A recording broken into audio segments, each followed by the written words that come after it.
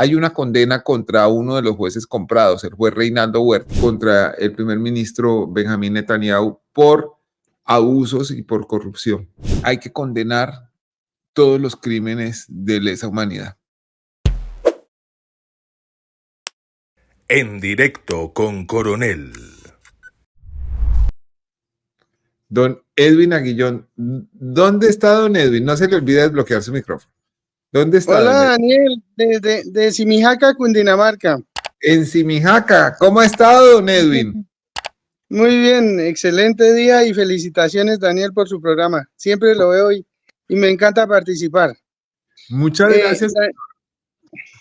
Mirando digamos, la columna de hoy, que tiene mucho que ver con la corrupción, con Néstor Humberto Martínez, tantos casos, es evidente que sí hay un cambio, porque antiguamente habían funcionarios que eran corruptos y los mandaban de embajadores, por ejemplo, hablemos del señor que tenía. Sí, y ahora, pues ya, digamos, han cambiado algunas cosas. Entonces sí ha cambiado un poco. Y cambiando de tema, por otro lado, en una conversación, alguien me hablaba de la guerra de Israel contra Palestina, de Israel. Y se me vino un caso, le dije yo, pero por ejemplo, si un mayor de edad coge a un niño y le pega, a un niño digamos de 5 años y le pega, y después dice que es una pelea, entonces yo dije, no, eso no puede ser pelea. Es lo mismo que Israel contra Palestina, porque sí hubo un bombardeo inicial de Hamas, que incluso Hamas creo que lo creó el mismo Israel, pero de ahí para adelante ya no hay guerra, ya eso es un genocidio, o sea, mírelo uno desde el punto de vista que lo mire, pienso yo. Daniel, ¿usted qué piensa al respecto? Muchas gracias, Daniel. Yo pienso que hay que condenar todos los crímenes de lesa humanidad. Los crímenes de Hamas cometidos contra civiles israelíes, el secuestro, el asesinato de personas, de niños, de bebés, de ancianos, y también hay que condenar la acción del ejército israelí contra civiles. Eso no puede ser admisible y debe ser respondido como crímenes de guerra y de lesa humanidad. Pero también debo decir que soy enteramente partidario de la existencia del Estado de Israel y que no puedo compartir la opinión de gente que piensa que por cuenta de estas acciones criminales contra civiles se debe terminar el Estado de Israel o que debe existir una Palestina del río al mar, como se repite mucho pensando o quizás sin pensar que eso significa la desaparición de Israel. Creo que para el mundo, para millones de personas, es importante la existencia del Estado de Israel y la existencia de dos estados, que es una solución a la que se debe llegar.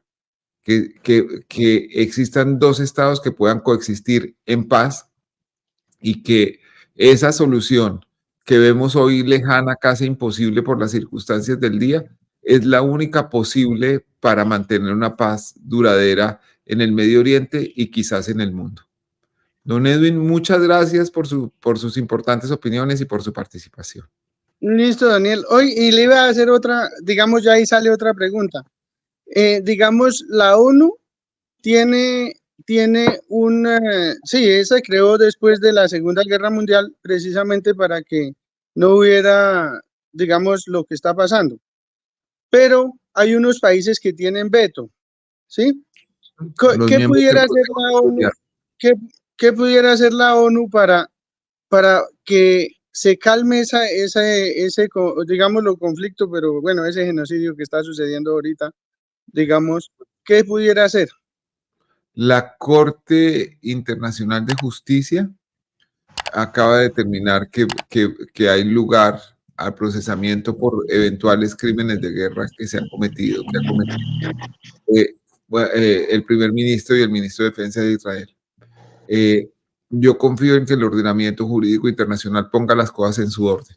Israel llevaba, antes de estos atentados terroristas de octubre cometidos por Hamas, meses de protesta contra el primer ministro Benjamín Netanyahu por abusos y por corrupción.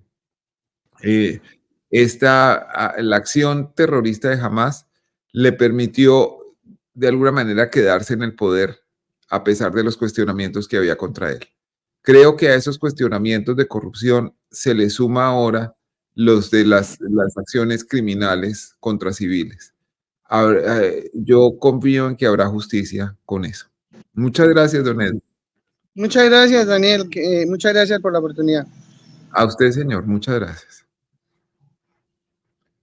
Bueno, ahí vamos subiendo. Estamos a 28 personas de alcanzar los 450,000 y tenemos a don Luis. Don Luis, ¿de dónde se comunica? Muy buenos días, don Daniel. Estoy acá en Bogotá. Estaba viendo su columna del día de hoy y quisiera que nos comentara algo acerca de la investigación que está haciendo contra el señor Matos, que creo que es de la compañía Hyundai. Creo que ¿cuál es el tipo de investigación que se está adelantando y cuáles son lo que se está llevando a cabo? Él ya está condenado por haber sobornado a un juez, por haberle hecho pagos después del fallo a otra jueza y por haber alterado electrónicamente el sistema de reparto para que el proceso que le interesaba cayera en un juzgado en particular. Sobre eso ya hay una condena. Lo nuevo en esto es que después de 8 años de denuncias, por fin en casación, o sea, en la instancia final posible, en la Corte Suprema de Justicia, hay una condena contra uno de los jueces comprados, el juez Reinaldo Huertas. Le ratifican la condena a 9 años de cárcel y tendrá que ir a la cárcel.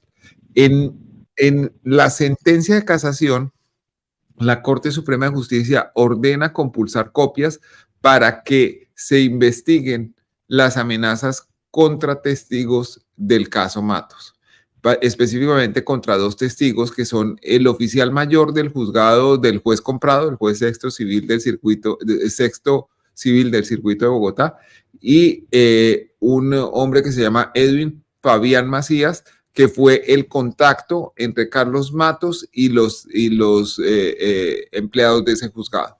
Entonces, ellos cuando decidieron hablar contra el juez, empezaron a recibir amenazas de muerte. La Corte en esta sentencia de casación dice que esas amenazas deben ser investigadas y que se ha mencionado que el presunto autor de las amenazas es el señor Matos.